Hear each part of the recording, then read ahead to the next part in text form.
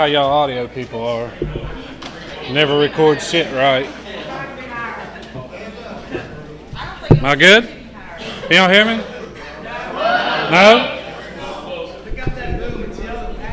Why is this my job?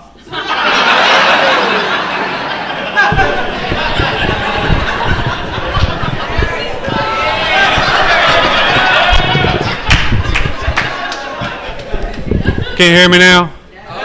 Other one, this one. Okay. My name's Ryan. I'm an addict. That was fucking hard enough, wasn't it?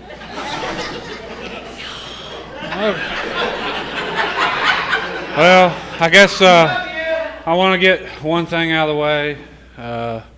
That's it. That's you can stay clean in Narcotics Anonymous no matter what, man. That's right. And the rest doesn't really fucking matter.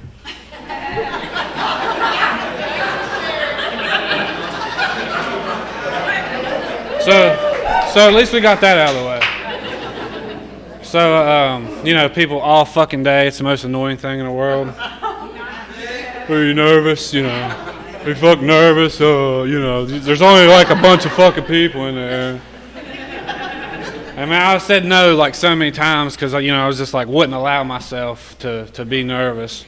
Until like my mom called and she was like, I'm pulling in, and I was like, okay. So I was like walking across the field and I like doubled over. I was like, fuck. Fuck this. Don't want to do it, And thanks to Ryan from GTO, me and him and my other friends who came out and talked to me and calmed me down a little bit out back. I really needed that shit. For sure, but yeah, man. So, what it was like, man. What it was like was I don't remember. I don't know if we're born like this or if we develop this shit. I don't really care. I don't really give a shit, man. There's a lot of people who are trying to disprove this as a disease, and I know. One of my sponsees picked up some clean time, and I was at a meeting, and it was kind of one of those things that came up. And like I find it like my fucking job to tell people on social media how fucking wrong they are about the disease of addiction. And this person was like, "Oh, I never trust a junkie," and so I hate him with, "Man, fuck you."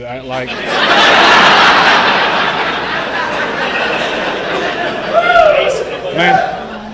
Like the place that I work now, man, they trust me with a key. They made me a fucking manager of a lot of expensive shit. They gave me the key to that shit, man. They know who I am.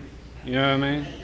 And they know who they don't know exactly who I was. They'd probably be a little scared if I was. But they know who I am, man. And that shit's a big deal, man. It's in the way we drive. That's why my buddy always said, man, that's why I don't put bumper stickers on my car. Because I drive like a fucking asshole. So I don't have no bumper stickers on my car.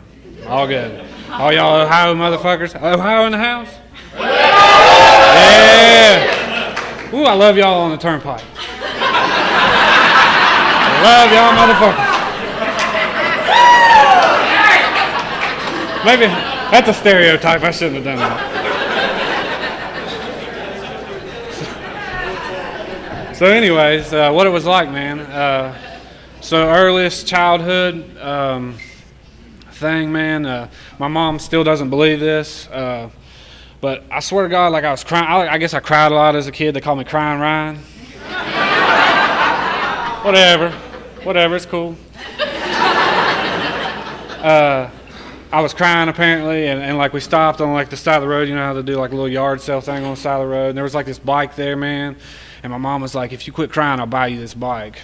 And whether she admits it or not, that's what happened. And I noticed that I could get something for like being a shithead. You know what I mean? And manipulation at its finest at a very young age. So that's like one of the first things that I think of.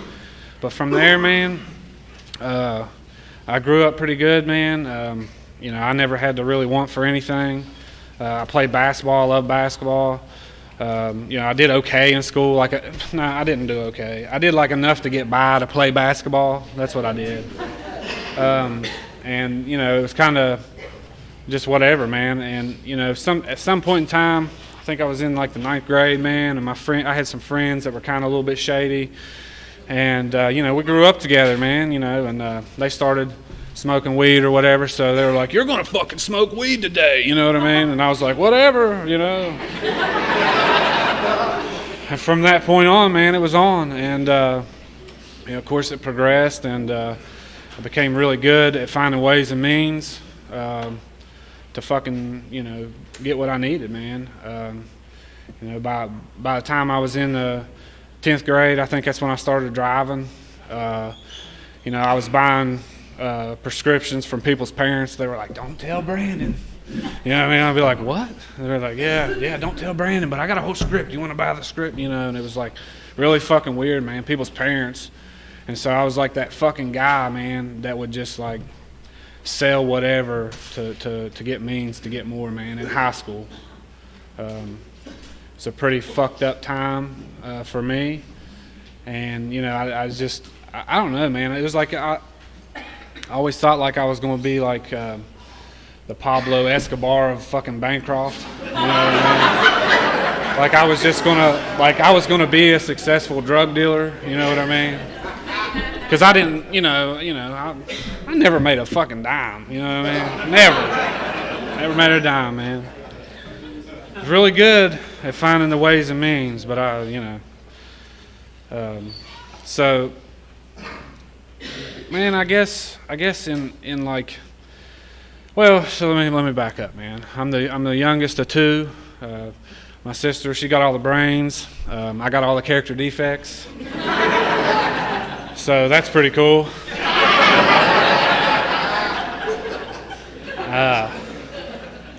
She never did drugs or anything, man.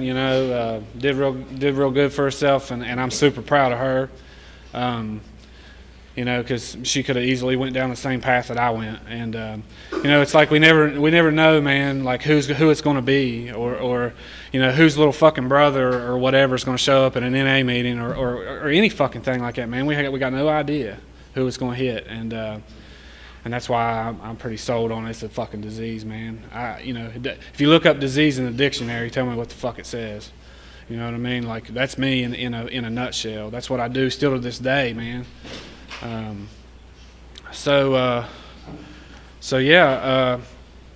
used and I hurt a lot of fucking people, especially immediate family.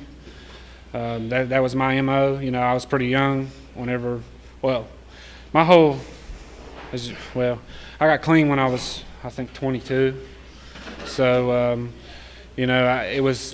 I was pretty young through my active addiction, and so family members were first on the fucking list, man. Whatever I could steal, man. And one of the big things I remember, man, like my mom had kicked me out of the house finally, and of course I've always played the victim, and so I went to my grandmother's house, man, and it was like cold. It was like, I think it was, swear to God, it was like December and shit. And I was out there like, Mom kicked me out, Grandma. Can I come stay with you? She was like, "Sure, honey, come in, And man, I did the dirtiest, grimiest shit while I was there, man. And it's like one of them times like where it just, like, it fucks me up to think of it to this day, man. Like, I sold fucking drugs out of a nice fucking subdivision for like a year. My grandpa was ill, and I did nothing but fucking sell drugs and lay strung out, borderline fucking ODing every day in my grandma's house for a long time. And so I want to tell this quick story. I went to this detox, right? It was in Huntington on the West End whenever it was still there, and it wasn't a detox; it was like a 28-day program. And the first time that I was there, I left after 10 days, because I was better. I hadn't slept at all, 0 sleep, but I was good. You know what I mean? I got high the same day, and I remember, like, I was trying to prove myself like I was going to do better, man. And I think this was, like, after the second time that I'd been there, I stayed, like, the whole time. And, like, I was going to get a job. And so I got this job, and I had to take this mouth swab drug test and somehow passed it. And so I was working like midnights at this place, man. And, you know, this certain substance was not really my drug of choice, but people were always like, well, did you ever smoke crack? And I was like, yeah, once for like 3 days straight, you know what I mean?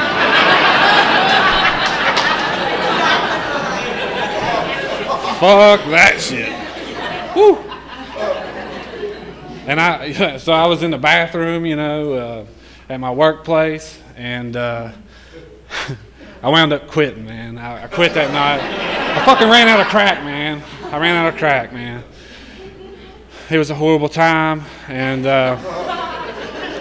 I remember, dude, I was so grimy and I was so good. I don't know why, because I'm like really tall, you know, I kind of stand out. But I was really good at being sneaky, man. And with the place that I worked, I would jump the fucking counter, man, steal like fucking cartons of cigarettes. And like nobody ever saw me, ever. They never said shit about it. It's really weird. They made the amends list, so there's that. But yeah, that's a funny story, man. But I wound up crying in my fucking grandma's driveway. It was fucking freezing cold, and I had my truck running until it almost ran out of gas before she came outside at like 5 o'clock in the morning. You know what I mean? Because that's where I was, just at the end, man. You know what I mean? And man, I don't know. It's crazy as fuck to even stand up here. I don't know how many of y'all has ever done this, but it's really fucking weird. So, man, I was thinking about cool shit to say, and of course that all left.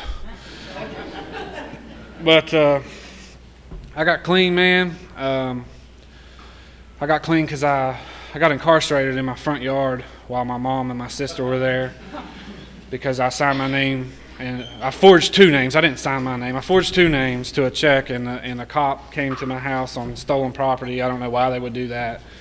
And I got arrested in my fucking front yard by the neighborhood cop, man. He lived there forever. I knew him. I grew up with his son, you know. And it was his last day on the job, and he had to show up to court because of my ass, like months later. And so it was pretty strange. And I went there, man, and I just told on myself, man, because I didn't give a fuck. You know, people, you go to jail and shit, oh, telling shit, you know what I mean? Like, dude, I was just there, man. I was like, fuck it, man. It ain't nobody else's fault but myself, man. It's my fucking fault. And it was like one of the first times, like, I really owned something. I didn't really want to do anything about it, but it was like I owned it, man. And I wanted to fucking do something different. After, you know, 3 mental hygiene warrants, and I would go to this fucking place on 29th Street, and they would be like, you want to hurt yourself or others? I was like, fuck no, you know what I mean? And then it'd be like, okay, we'll go home, you know what I mean? All this shit, like you had to come in, you know, and arrest me and all this shit just to tell me to go fuck home. It was so weird, man. And finally, man, I don't know who my grandma or dad or somebody knew, but they knew somebody. And they kept me the last time. I didn't give a fuck what I said. You know, they kept me the last time. But, so I'm kind of jumping back and forth, man. But whenever I got arrested, I never got bonded out. I remember I was in jail, and, you know, I'd never been to jail. And so it was a little weird, but I didn't wake up. Well, I didn't ever come out of the cell for like 3 days. And people were like, get up and get your fucking tray, dude. What are you doing? You know, anybody that's been there knows that somebody wants that motherfucking tray. I didn't know that shit, you know. So I got up, and I was, you know, whoever my cellmate was, I was like, here, have a tray, man. I ain't gonna eat for the next 10 fucking 20 days, you know. Hopefully I'm gone by then, you know. And so, you know, I'm trying to make all these phone calls to people, and they're just ringing, you know, and ain't nobody answering the phone, man. And so I ate it for a little while, man, and I was calling my mom, and she finally answered the phone. And after a long, drawn-out, bomb me out, you know, you can put property up, you can do any of this, you know, all this shit to get me out, to get just one more, you know, and she said, fuck you, Ryan, you got yourself in there, you get yourself out.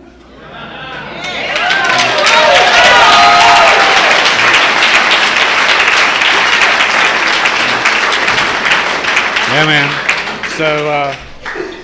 So that was a hard one to swallow, man. That was a hard one to swallow. Fucking detoxing in a pod with a bunch of people that I didn't fucking know, and you know, having to stick that shit out. And I stuck it out for a long fucking time, 1.5 years, you know. And I went to a different facility after that, and I was trying to get out after that. They only keep you for so long, give you a trade. Bullshit. It's all bullshit. But anyways, they wouldn't let me come back to Putnam County. So, my mom tried real hard to find different places, man. And there was a place in Bluefield, West Virginia.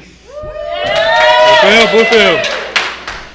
And so I went there. They accepted me. And so by that time, man, I had like a year and a half clean or something like that. Not really. No, wait, that's a lie. Somebody brought some weed in some point in time to jail or something, and I was in on that, And but I had a little while, man, and I didn't want to use, man. I went to meetings there. I got a job because that's what they told you to do. I got a sponsor. It was kind of strange. You worked AA steps or whatever. It was weird.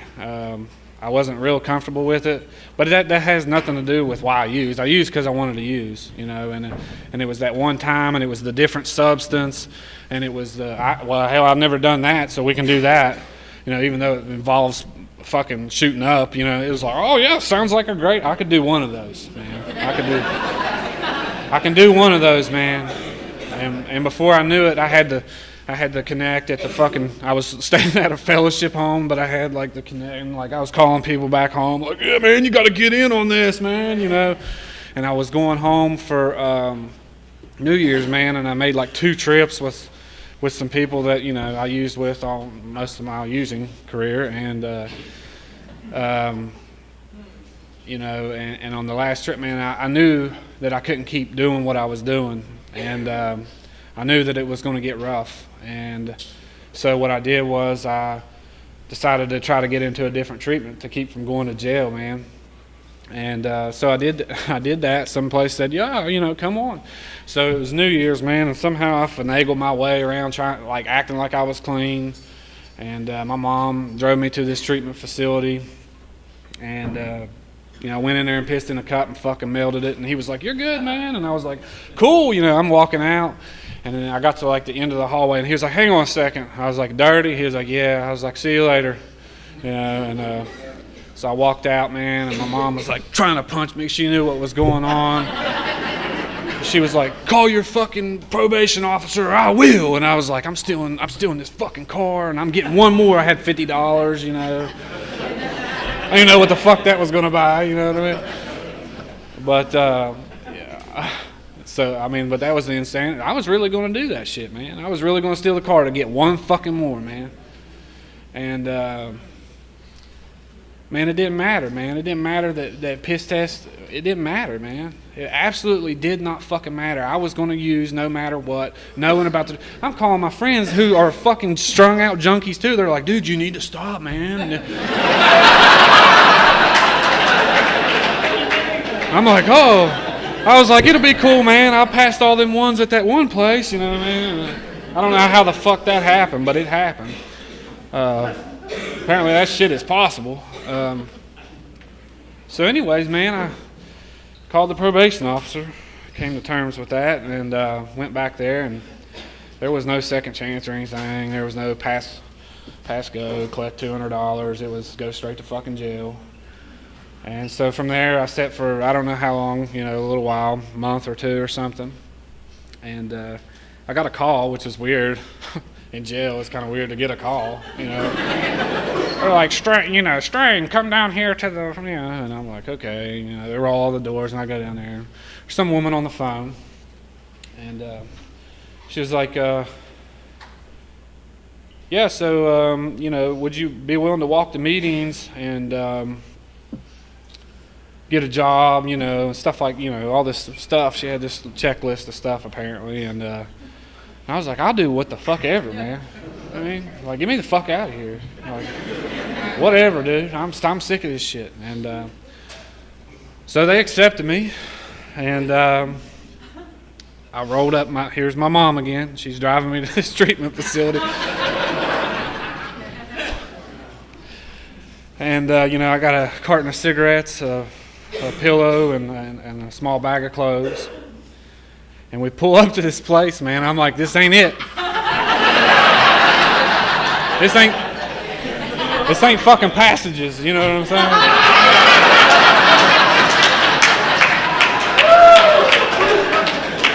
Like, I don't know what the fuck we're doing here, but that GPS is wrong. So we proceed to pull in.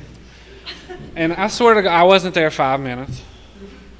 And here comes this dude in this car, man. A bunch of fucking thugs, man. And they get out, man. And I could see, as soon as he gets out of the driver's side door, he's packing.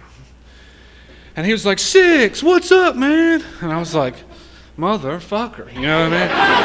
I can't beat this shit nowhere, you know what I mean? There was a dude that I was incarcerated with. He was like, "Man, did you hear I got shot at the club?" And I was like, "What the fuck?" You know, I used. Motherfucker, I know you're on probation, you know what I'm saying? I fucking use, and I gotta go back to jail, and you got shot at a club? And you're fucking driving around? You know what I mean? What the fuck? Raleigh County is fucked up.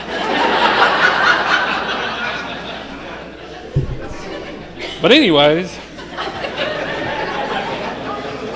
I fought my way through that, you know. And I walked to my first or second meeting, man. I think it was my second meeting. And it was the Highland Life group of Narcotics Anonymous. And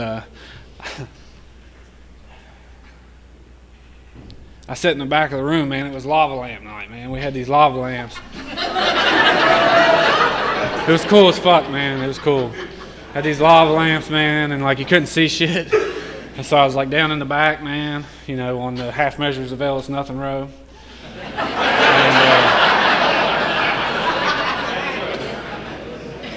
And I was like, "My name's Ryan, I'm an addict, and I just don't want to get high anymore, man." You know what I mean?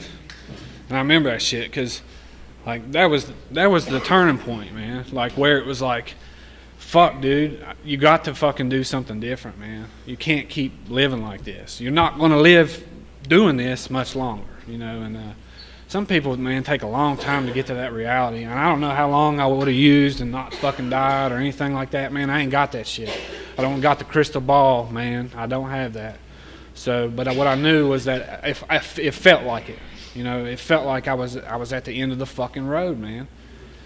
And you know, and just by sharing just a little bit honest, man, in that meeting, people came up to me after the meeting and was like, "Hey, man, you know, what's going on? Where are you from?" You know, just general basic conversation. Just a little bit of fucking effort. All I had to do was share honestly, and here came these motherfuckers out of the woodwork. You know what I mean? And they're like, "Yeah, man, we got a fucking, yeah, man, we do this and we do that, man." And so let me tell you a cool story, man. Cool story time. So I was in this treatment facility, and I'm not sure exactly the count, or I think there, you know, been a couple, maybe one person drop off that just don't go to NA anymore. I don't know, you know, whether I'm not taking his inventory. I'm just saying he just doesn't come to NA anymore. But other than that, in a time period, and quite a few of them are sitting in this room. I think there was like 7 or 8 people who stayed clean out of the same time period, out of a treatment facility. And it was just like fucking bonkers, man. It was like, you don't hear that shit ever. You know what I mean? I never heard it. And it was like, man, we all rode to meetings together, man. We started going to area together. We started going to region together. I mean, that's just what we did, man. And a lot of those people, like I said, most of those people are still clean today.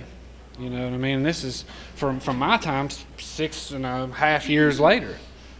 You know, so it was really strange, man. It was like all these people were like-minded, man. They were just fucking done, and wanted to change their life in Narcotics Anonymous. And so that was my cool story. I hope you liked it. There's a lot of people from Beckley here. Who's from Beckley? A lot of people, man. Come a long way, man. I remember there was a few core people who were there whenever I got there. Just, I mean, seriously, like a handful, man. And they're still there today. But I remember in my home group by itself, there was seriously like 2 or 3 like core members who had over, you know, a couple years clean. 2 or 3, maybe 4. And today, man, we got a lot of people in that home group, and a lot of people staying clean, a lot of people doing service work. Which brings me to my next thing. You know, I went to this service workshop over here, or whatever you want to call it, today. And I walked in there was like 6 fucking people in there. I was like, this is the right place, you know? And, it's what I expected, you know? And it was pretty cool, man. I really enjoy service. You know, it's saved my fucking life, man. Like, so many times service has saved my fucking life.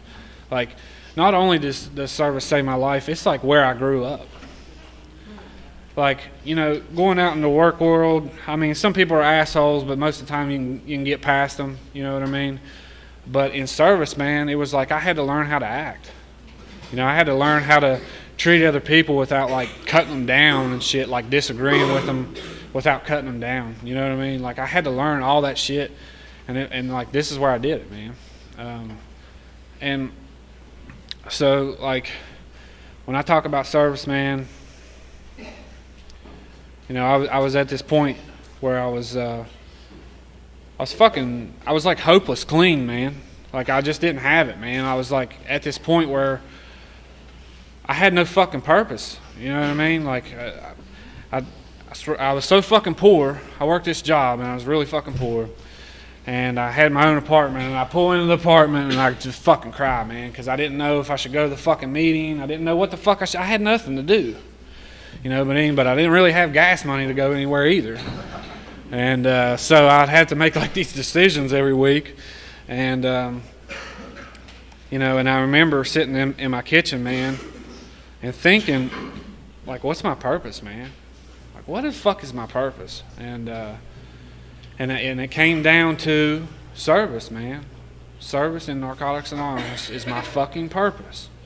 And like, it didn't matter everything else. Nothing else mattered at that point, you know. It was like that was what I was going to do, man.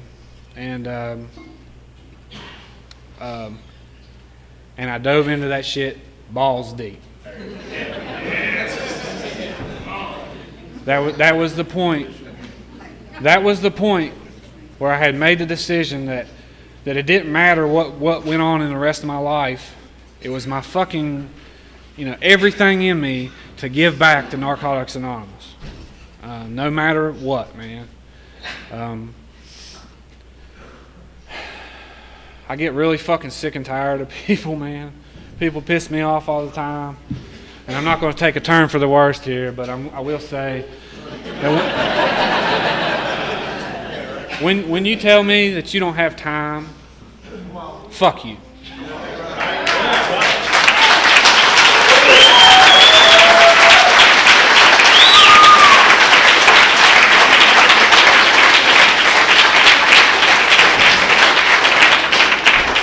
Everybody's got the time. It's whether or not you want to make the time for Narcotics Anonymous. You know, and we were over talking about service in this fucking meeting, man.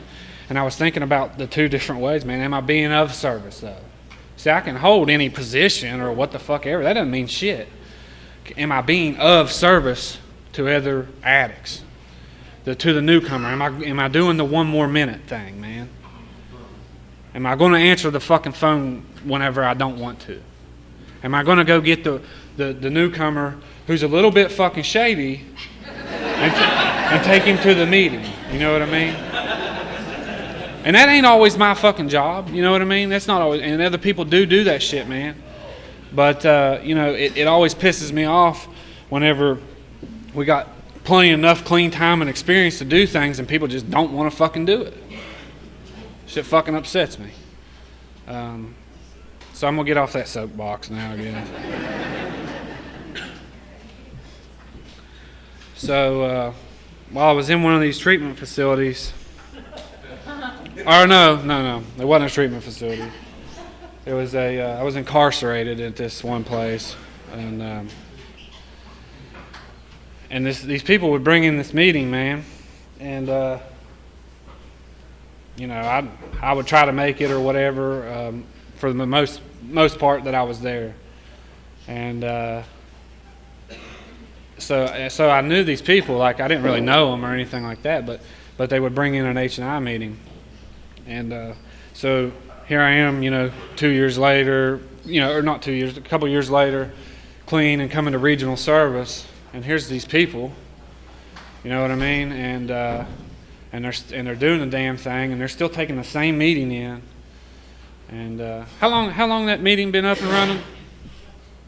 Since 92. 92. And so one of those people was Kay. I'm sure she doesn't care me saying. And I saw her in the park, and I was like, "Do you remember me?" And she was like, I don't know. I don't think so. Maybe, you know. And I said, you know, I was at so-and-so facility, and he used to bring a meeting in. And she looked at me, and she had a little, you know, she had some tears in her eyes. She said, "You're the first one." You know what I mean?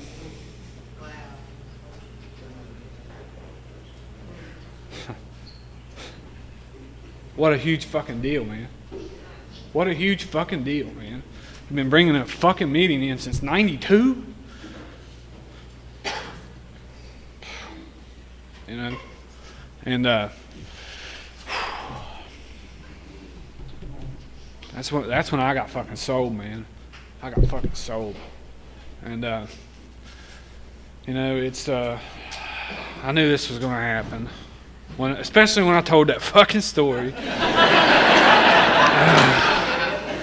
I'm gonna try to fucking snap out of it now, but whew. And man, like, and then I started seeing like how many people, man, just continuously just knocking at that fucking rock, dude. You know, putting in work, whatever area they're in. And you know, there's always those core people who are doing that shit, man. Them people need fucking help. That's what I was trying to say a minute ago. Them people need fucking help, man. If you ain't doing shit, then you ain't doing shit. You know what I'm saying? Like, and that's the thing is, like, the people that I see stay clean, they do service. They do some level of service. I don't give a fuck what level it is. I don't care if you sponsor everybody. I don't care if you hug everybody that comes through the fucking door. I don't care if you're the GSR. I don't give a fuck what you do. As long as you do something. You know what I mean? Like, and that's always the one that lacks. And it's fucking amazing to me because I'm thinking, this is the type of shit. This is the type of shit that saved my fucking life. These people in these fucking rooms are the ones who saved my fucking life. And I can't fucking, you know, I can't pick up some cigarette butts at my fucking meeting. You know, I can't clean up the meeting. I can't do the coffee. What the fuck ever, man. And you know, so and that's why I love service, man, because of the people who keep on keeping on, no matter the fucking result. No matter the result, man, they know that they're doing the best next right thing for Narcotics Anonymous. You know, that's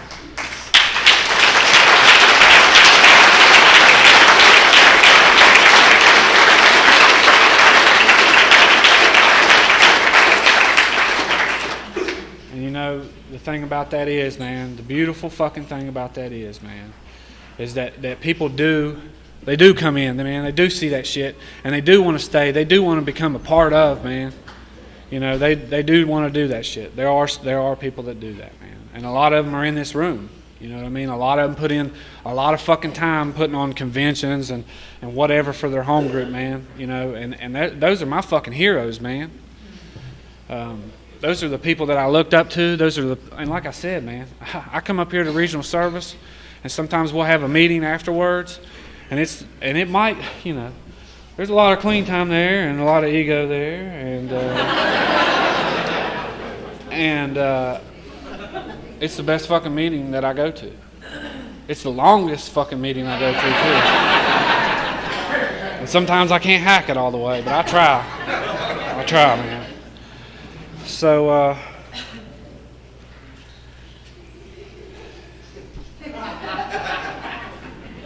what y'all doing over there, man? What y'all doing?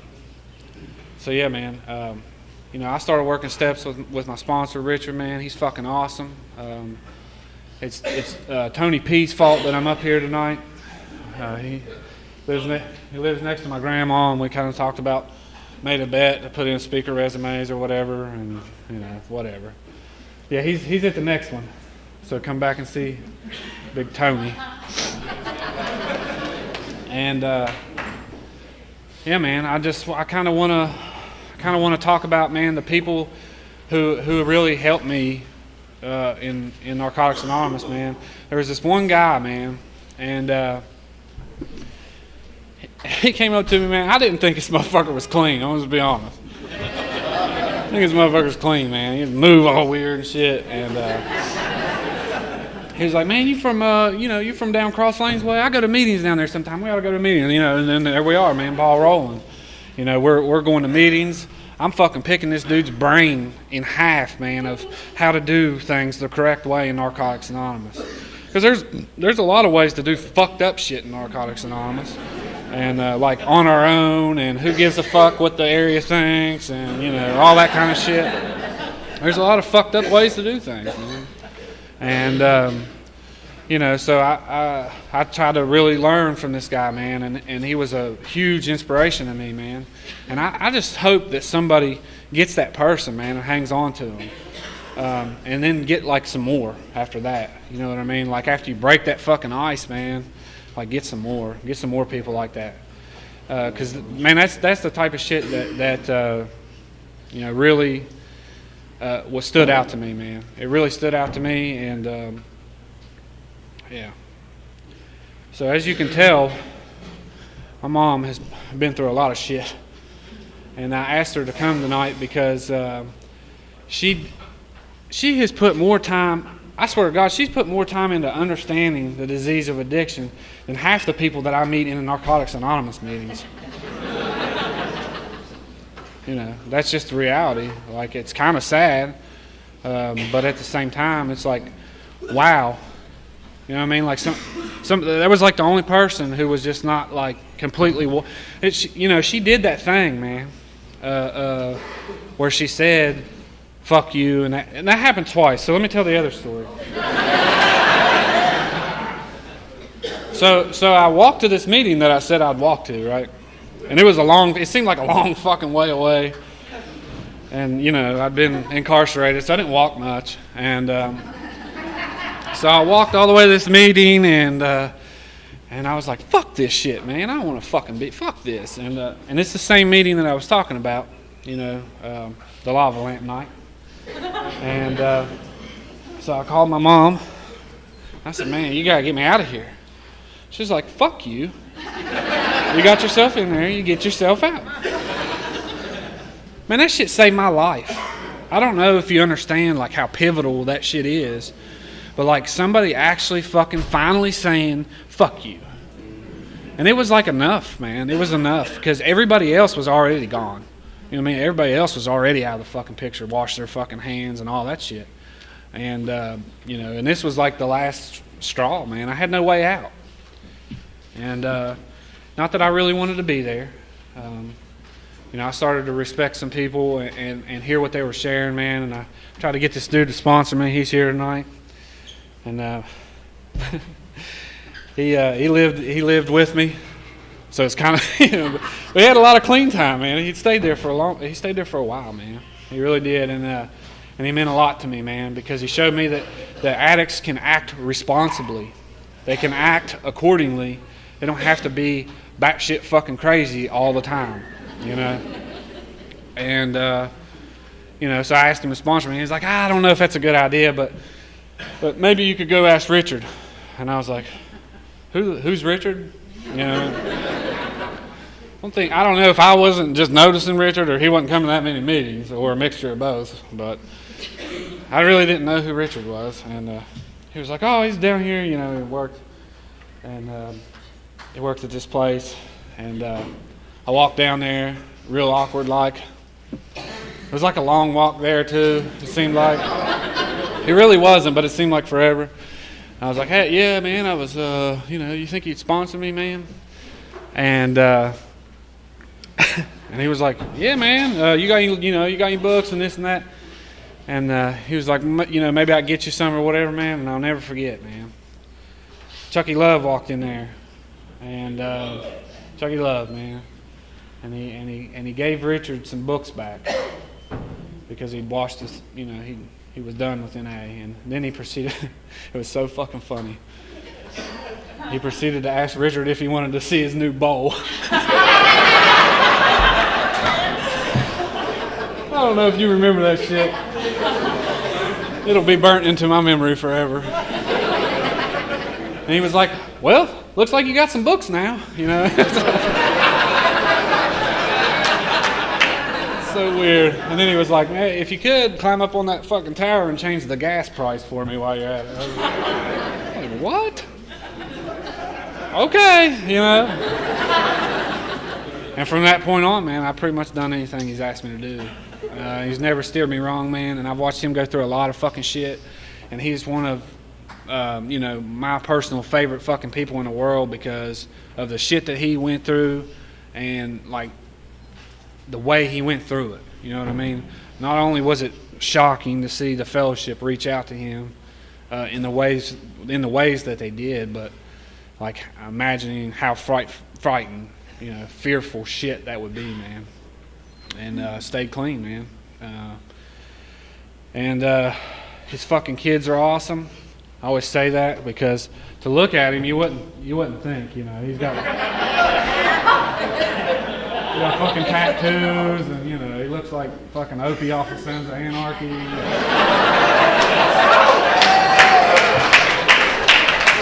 And his fucking kids are the nicest kids ever. I'll never forget, man. I missed this last one, but the year before, his little girl was having her birthday, and I walked downstairs, and she come running up and fucking hugged me. She said, "It's my birthday." I was like, my God, man, like how fucking good these kids are, man. But I just had to throw that in there, man, because that's a big deal to me, man. That's like, a goal of mine, It's like I want to have some kids, or a kid, singular, sometime. Not today, not today. But, and it's like, man, these are two addicts, man, raising fucking kids, and it's not just them. It's not just them, man. It's like this big, huge stigma, and I'm not trying to portray anything to the newcomer, but it's like the most talked about but least taken suggestion, and that is relationships. And not to fucking get in them for a while, and I just quit saying it. I was just like, whatever, if you can deal with it, whatever. And they do it, and they get high, and it hurts, and and it's something you got to fucking deal with, man. But it seems like just the dumbest shit ever. Like, you not get it? Like, the reason that this shit, I didn't make it up. You know what I mean? It was here way before I got fucking clean. You know what I mean? And nobody just like, fuck it, I can do that, But seriously, on a serious note, like, people do find each other here, man, after being clean for a while, and they do develop a fucking nice relationship where it's a fucking healthy relationship, man. You know what I mean? Imagine that, like something that you just see so little of. In Narcotics Anonymous, you see, because what you see is, you don't see all the people doing the right shit. You see all the people doing the wrong shit, man. And it was one of my main teachers was, not all the time is somebody going to tell me exactly what to do, but I can take a look around and tell you what not to fucking do. And that was one of my main teachers was like, man, I'm fuck that. I'm not. I didn't get in a relationship for the first year. It wasn't long enough. How about that? Wasn't long enough. I fucked that shit up 10 ways from hell. Yeah. And it wasn't all my part or whatever, but I fucked it up. And I wasn't ready for that shit. And I wasn't ready for what came afterwards either. See, that's the thing is, it doesn't matter how much or whatever you like somebody or don't like somebody. We're fucking addicts, man. And you share that fucking bond with somebody, and then it goes the fuck away, you better be ready. And it's going to hurt for a fucking while, man. So on the flip side of that is people do stay together here. People do develop families here. And people, and all of NA fucking helps raise them. Right? Y'all ever been to Metro?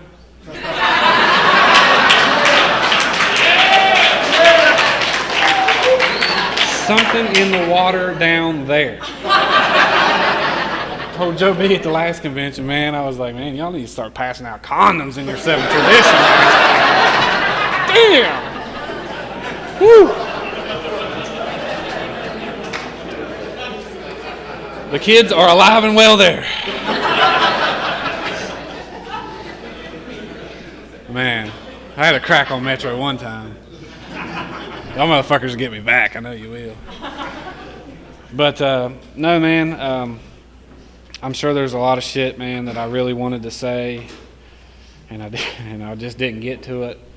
You know, I got, like I said, I got clean with these guys, man, but one guy in particular, we got pretty much clean together, and we worked shitty jobs. This is no shit, man. We worked shitty jobs for quite some time, you know, and it ain't no offense to anybody. It's just I'm talking about pay scale. I don't care, you know, I don't care what kind of work you do. If you get paid for it, more power to you, you know. But I'm talking about like bottom of the barrel fucking pay. You know, we weed eat fucking yards every day. We do mulch, you know, and we ride in the back of a flatbed truck in the middle of summer with our brains melting, talking about what's God's will. We're gonna figure that shit out.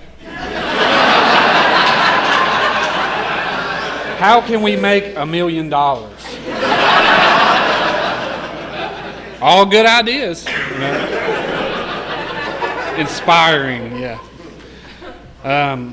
And we would, you know, and it was an ongoing process, man, through the whole fucking time being clean, man. I remember we came down. It was probably our first or second convention. He came out back while I was doubled over in my nauseousness, and you know, told me, he's like, remember when we came up here to convention, and I think it was Phil, man, or somebody had spoke, man, and it was awesome. It was fucking awesome. And it was like, man, how cool would it be to speak here one day, man? You know what I mean? Wow. Fucking wow, man. Sometimes, man, I ride in the car. I don't know when it happens, but it happens all the time. And it's like, how the fuck did we get here? You know what I'm saying? Like, how the fuck did we get here, man? That's right. We didn't fucking use. But on top of that, man, it's like all the shit that NA tells you to do, and all you have to do is do it. My buddy, the same buddy I was talking about earlier, he's like, man, you ought to read that symbol in the front of the book. And I always talk about that because it's a fucking picture. It's got a picture in it, man. Tells you how to fucking stay clean. A fucking picture for you. Tells you exactly how to stay clean. It does. I was like, always just flip past that fucking page. Got to get to the first 100 and whatever, you know. You got to get this shit done. And I always thought, man, like that's the coolest shit ever. They drew a picture for me. Oh man. But so, you know, I was thinking also about like times where I really felt, I don't know, I don't want to say I really felt like using, but I really didn't want to feel the way that I was feeling. And what type of shit I would do to not feel that way. Instead of working a fucking step. Instead of calling my fucking sponsor. Instead of any of the things that are suggested here. And like that's aside from detoxing and getting in here and just trying to put a fucking couple days together, like that's the worst shit ever, man. Of just constantly feeling, and then guess what? Whenever it all comes to a head, who's got to eat shit and humble pie? You know what I mean? That's me, man. I got to do that shit, and it's not a fun place to be, man. I used to always wait until the last second to work a step. Last fucking second. Like, I got to work a step or I'm going to get high. You know what I mean? It's the fucking end of the road with the step work, and here I am. Extremely fucking painful shit. I came to these conventions and sat in 6 and 7 step work meetings, or 6 and 7 step meetings for 2 fucking years. And that sucked. And then that relationship that I was talking about ended. You know? And so here I am stuck on 6 and 7. I'm like, oh, fuck yeah. This should be fun, you know, and it sucked, man. But yeah, a lot of cool shit going on in a lot of people's lives, man. And it all happens. It all happens here, man. It all happens here. It all happens at your fucking home group, man. You know, it's what can you do to make your home group better to win fucking. So hang on. I'll tell this one story. What the fuck time is it? How long do I got? So, final story. So, whenever I first try to get clean, before any of the trouble or anything, right? What are we most scared of? I mean, the type of drugs that I used, the most scared of thing that I was the most scared of detox, right? So, you know, I finally came to a head and told my mom that I got a problem. She was like, I know, but I didn't know, you know, what, and all this shit. And so, you know, we seeked help through a doctor. And, you know, they put me on this MAT. Is that correct? Correct. Okay. It was called DRTs at the time. And he told me to go to Narcotics Anonymous meetings. So I went to them. And I went to this meeting, and Bert and Matt, they gave me a basic text for free. For free. They wrote their fucking name, their number, their house number, their cell phone number, and they said, call us. They knew I was fucking high. They didn't care. They didn't give a fuck. That was their fucking job that day, man. It was one of the first. If it wasn't the first, it was the second meeting I ever went to. And I continued to go to those meetings, man. Nodding off, doing whatever, you know, on this DRT, MAT, whatever. But it is at that point in time where I heard the fucking message. The first time I heard that fucking message. So whenever everything else came back around tenfold, right? Here I am fucking years later in the wash in a fucking jail cell, and all I can think about is what them motherfuckers was talking about in NA. Right? So I want you to think about that the next time that you want to talk to shit to somebody. Or you want to judge a motherfucker, man. What's the only requirement? That's it. That's it. It ain't up to you for you to fucking judge. You're not that fucking special, I promise. You know what I mean? It doesn't matter. We treat them the best that we can. If they can get off of it, that's great. If not, hopefully they come the fuck back. But if we treat them like shit, they are not coming back.